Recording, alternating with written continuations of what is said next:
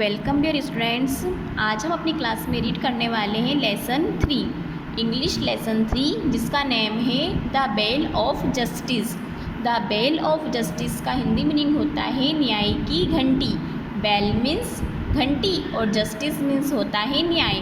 तो जो आपका लेसन 3 है उसका नेम है the bell of justice means न्याय की घंटी।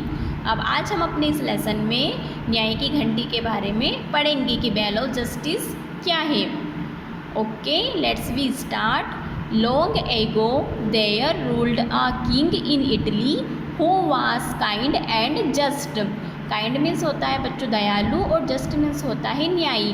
तो बहुत साल पहले जो इटली में एक राजा थे वो कैसे थे, बहुत ही दयालु थे और न्यायी थे। He wanted to give real justice to his people, और वो उनके यहाँ के लोगों को रियल जस्टिस मीन्स सही न्याय करते थे वहाँ के लोगों का। He had to distinction between the rich and the poor. He had no distinction. Distinction means होता है बच्चों भेदभाव। तो जो वहाँ के राजा थे वो rich and the poor means गरीब और आदमी, लैंडलॉर्ड और टेनेंट। टेनेंट मीन्स होता है किराएदार और लैंडलॉर्ड मीन्स होता है बच्चों मकान मालिक। बिजनेसमैन मीन्स व्यापारी एंड कस्टमर ग्राहक। ETC। तो जो वहाँ के राजा थे वो कभी भी अमीर गरीब में, मकान मालिक और किराएदार में, व्यापारी और ग्राहक में कोई भेदभाव नहीं करते थे। उनके लिए सभी लोग कैसे थे, समान थे। He had neither favor for anybody nor he was based against anybody। क्या करते वो कभी किसी में भेदभाव नहीं करते और हमेशा वो सच्चाई का साथ देते थे। So his people loved him very much। इसलिए सभी लोग उनको बहुत पसंद करते थे। He wanted to every man should get immediate justice if he had been wronged by anybody। और वह क्या चाहते थे कि यदि किसी व्यक्ति के साथ कोई गलत करता है तो उसको इमीडिएटली मीन्स बहुत ही जल्द न्याय मिले। He should not be delayed unnecessarily and the culprit must be punished at once। Culprit means होता है बच्चों दोषी, जो कोई अपराध करता है या जो कोई गलत काम करता है। तो उनका यही मानना था कि यदि किसी के साथ कुछ गलत होता है तो उसके दोषी को बहुत ही जल्द क्या दिया जाए, सज़ा दी जाए और उस व्यक्ति को न्याय मिले। So a bell was hung in the open public palace and a rope was tied to it।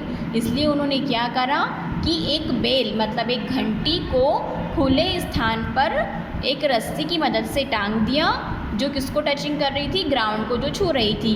Then the king made an announcement तभी राजा ने घोषणा की, anyone who seeks justice means जो कोई भी न्याय चाहता है, शुड रिंग द बेल, वो आकर के इस बेल को बजा दे। द जज to appear and hear the complaint. तो क्या करेंगे कि जज उसका निर्णय करेंगे और उनकी कंप्लेंट को सुनेंगे। द जज will decide the case and will give his judgement at once. और ऐसा करने पर जो व्यक्ति है उसकी जो कंप्लेंट रहेगी उसको राजा सुनेंगे और उनके लिए न्याय लेंगे। This Thus the complaint will get immediate justice and culprit will be punished। इससे क्या होगा कि जो दोषी रहेगा उसको एक बार में ही राजा सजा देंगे और लोगों के साथ न्याय करेंगे।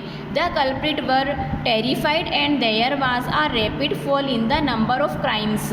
इससे क्या होगा कि जो दोषी रहेंगे वो डर जाएंगे और जो क्राइम्स मीन्स जो अपराध हो रहे हैं उनकी संख्या में कमी आएगी, मतलब अपराध होना इससे कम हो जाएगा।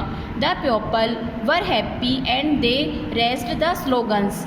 ये बात सुनकर मतलब राजा की घोषणा को सुनकर सभी लोग बहुत खुश थे और उन्होंने एक स्लोगन बोला राजा के लिए, long live our king, long live our king, कि हमारे राजा बने रहें, हमारे राजा जीवित रहें। ये स्लोगन लोगों ने बोलना शुरू किया जैसे ही राजा ने घोषणा की कि वह एक ऐसी बेल को टांगेंगे, यदि कोई व्यक्ति उसको आकर के बजाता है तो उसको न्याय मिलेगा और उसके दोषी को जो अपराध किया है उसको सज़ा मिलेगी। तो बच्चों ये हमारी स्टोरी थी, बाकी का पार्ट हम इसका कल रीड करेंगे। सी यू टुमारो, गुड बाय।